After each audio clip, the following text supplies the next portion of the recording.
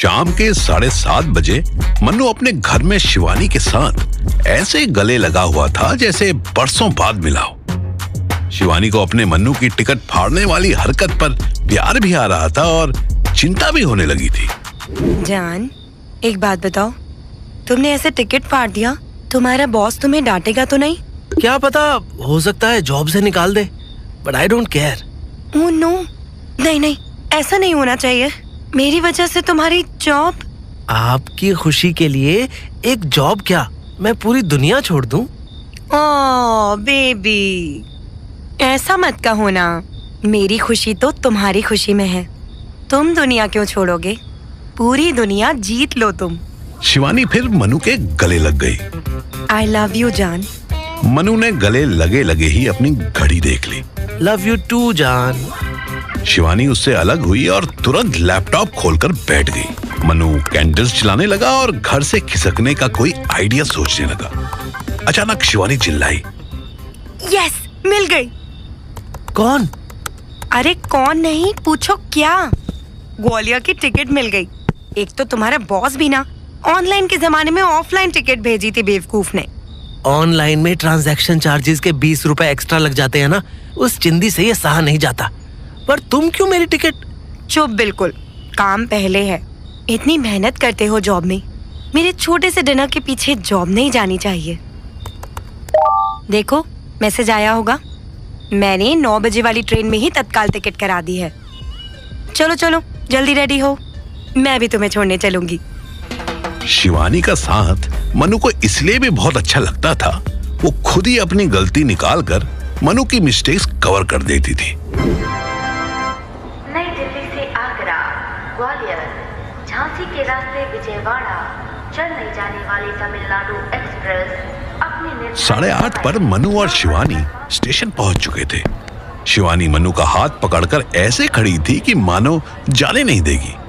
वहीं मनु होशियार बार बार पटरियों के पास जाकर ऐसे झांक रहा था कि जैसे ट्रेन उससे छुपकर बैठी हो, मानो उसके ढप्पा करने के बाद ही प्लेटफॉर्म पर आएगी। 9:05 पर जैसे ही ट्रेन आई, मनु बोला, जानू सुनो ना, मैं जल्दी आ जाऊंगा, अपना ध्यान रखना। अब आप जाओ, ये ज्यादा देर नहीं रुकेगी। अरे पर ट्रेन तो अभी रुकी भी नहीं। रुकते ही चल देगी, मुझे अभी जॉगिंग करके अपने कोच तक पहुंचना होगा ना। आप जाओ। आप अगर यहाँ खड़े होकर मेरी तरफ देख के हाथ हिलाने लगे तो मुझे रोना आ जाएगा। मनु की इस अदा पर शिवानी तुरंत पिघल गई। उसने झट से गले लगा लिया। ओह baby, I am gonna miss you. Shivani के जाते ही मनु ट्रेन में घुसा और अपनी बर्थ ढूंढने लगा। बर्थ तो उसे बाद में मिलती, पर पहले एक येलो सूट के ऊपर मैरून कार्डिगन पहने मिडिल बर्थ पर पहली लड़की मिल गई। 9 बजे ही कोच के इस पार्ट पर लेटे पैसेंजर्स ने लाइट ऑफ कर दी थी। ये लड़की मिडिल बर्थ पर करवट लेकर लेटी मोबाइल स्क्रॉल कर रही थी। बर्थ तो उसे बाद में मिलती, पर पहले एक येलो सूट के ऊपर मैरून कार्डिगन पहने मिडिल बर्थ पर पहली लड़की मिल गई। 9 बजे ही कोच के इस पार्ट पर लेटे पैसेंजर्स ने लाइट ऑफ कर दी थी। ये लड़की मिडिल बर्थ पर करवट लेकर लेटी मोबाइल स्क्रॉल कर रही थी। मोबाइल की लाइट में मनु को उसकी बड़ी सी घाटी दिखाई दी। मनु को तत्काल में लोअर बर्थ मिली थी। मनु लड़की नाप ही रहा था कि उसके सामने वाली मिडिल बर्थ पर एक बूढ़ा आदमी चढ़ने की कोशिश करने लगा था। मनु समझ गया कि ये अभी टॉयलेट से आया है, बेचारे को मिडिल बर्थ का स्ट्रगल मिल गया है। मनु ने उसको पुकारा, अंकल, ओ मिडिल बर्थ वाले अंकल, आप क्यों यहाँ स्ट्रगल कर रहे हैं? बूढ़े ने हैरानी से देखा।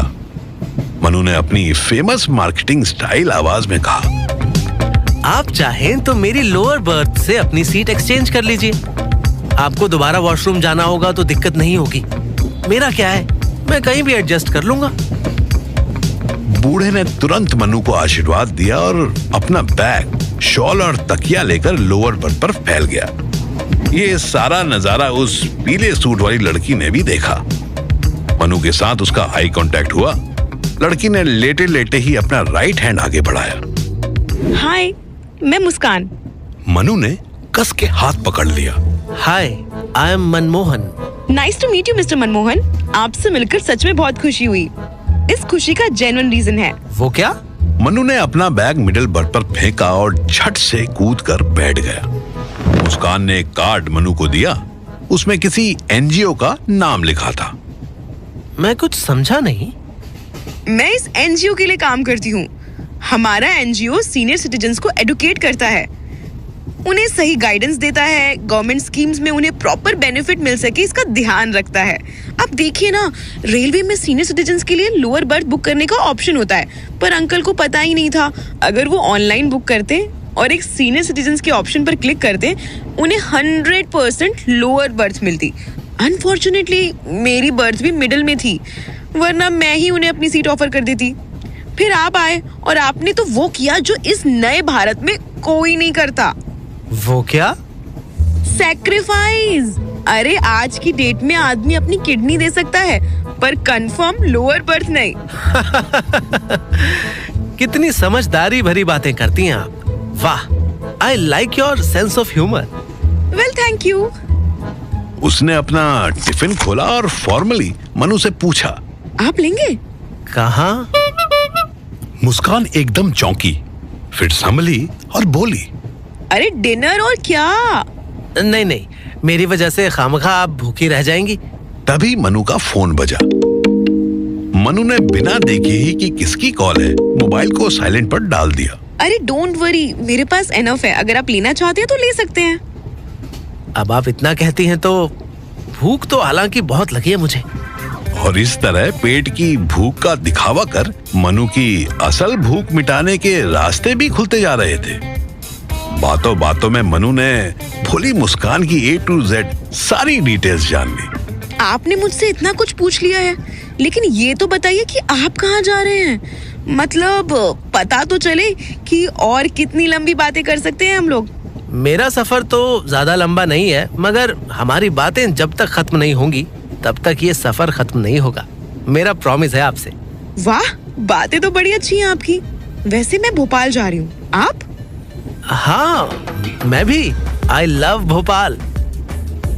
रात के 12 बज चुके थे और मनु मुस्कान के साथ सिर्फ बातें किए जा रहा था। ग्वालियर अब बस 1 या 1.5 घंटे की दूरी पर था। मनु तब से एक बर्थ से दूसरी बर्थ पर बातें कर करके बोर हो चुका था। उसे कुछ एक्शन चाहिए था।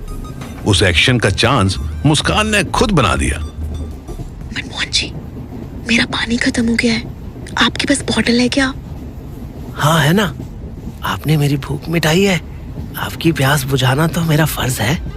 मनु ने जानबूझकर बॉटल का ढक्कन ढीला छोड़ दिया और बेचारी मुस्कान ने अपनी पूरी सीट गीली कर ली।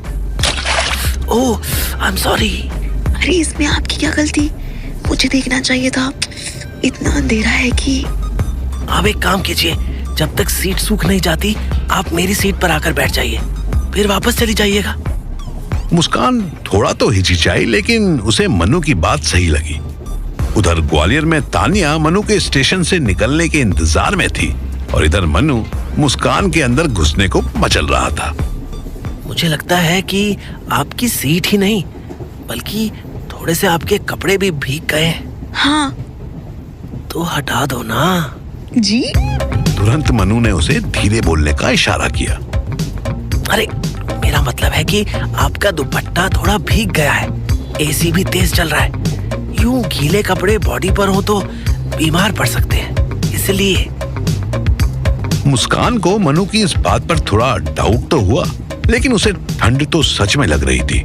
फिर एक लड़का चाहे कितना मैनिपुलेट करने का ड्रामा कर ले, लड़की को पहली नजर में पता चल जाता है कि इसकी नीयत कहां तक जा सकती है। ऐसे ही मुस्कान को मनु की नीयत पर डाउट तो हो रहा था, पर हार्मोन्स तो उसके भी जोर मार रहे थे। ट्रेन में रोमांस के किस्से तो उसने भी सुने थे। मुस्कान अपना दुपट्टा हटाकर बैठ गई। मनु को घाटियों के दर्शन बिल्कुल पास से हुए। Wow, what? How do you manage such fitness? मतलब आप एनजीओ भी चलाती हो और फिर अपनी ब्यूटी को भी मेंटेन करती हो। You are amazing. Wow. Muskan शर्मा गई। मनु ने इधर उधर देखा। एक लड़के को छोड़ सब सो रहे थे। वो लड़का भी कान में ईयरफोन ठूस कर कोई साउथ इंडियन फिल्म देख रहा था। मनु मुस्कान के पास आया। अगर आपको ठंड लग रही हो तो मैं हेल्प कर सकता हूँ। मुस्कान तो ठंड से अपने हाथ सहला ही रही थी। बेचारी पूछ बैठी। ऐसे? मनु ने उसको वार्मली बाहों में भर लिया। मुस्कान ने किसी भी तरह का प्रोटेस्ट करने की कोशिश नहीं की। इनफैक्ट उसे ये बॉडी हीट अच्छी लग रही थी। मनु को सिग्नल मिल चुका था कि अब तो ट्रेन दौड़ाने का वक्त आ गया था। उसने तुरंत अपने बैग से एक गर्म चादर निकाली और मुस्कान के साथ खुद को उसमें घुसा लिया। मनु की सांसें मुस्कान की नेक पर कुछ कर रही थी। मनु ने उसके सूट के अंदर पीठ की तरफ से हाथ घुसा दिया। मुस्कान के दिमाग ने जैसे ही उसके हाथ को मनु को हटाने के लिए उठाया, वैसे ही उसके दिल ने मनु का हाथ थाम लिया। मनु ने झट से मुस्कान की नाजुक नेक पर किस कर लिया। और करो। अब तो मनु को ऑर्डर मिल गया था। मनु शुरू हो गया। उसने नेक पर किस करते करते अपनी पैंट की जिप और मुस्कान की सलवार का नाड़ा खोल दिया। मुस्कान बिना कहे ही पैर फैलाकर लेट गई। मनु उसके ऊपर आया और उसका सूट ऊपर उठाने लगा। इजी हट जाएगा।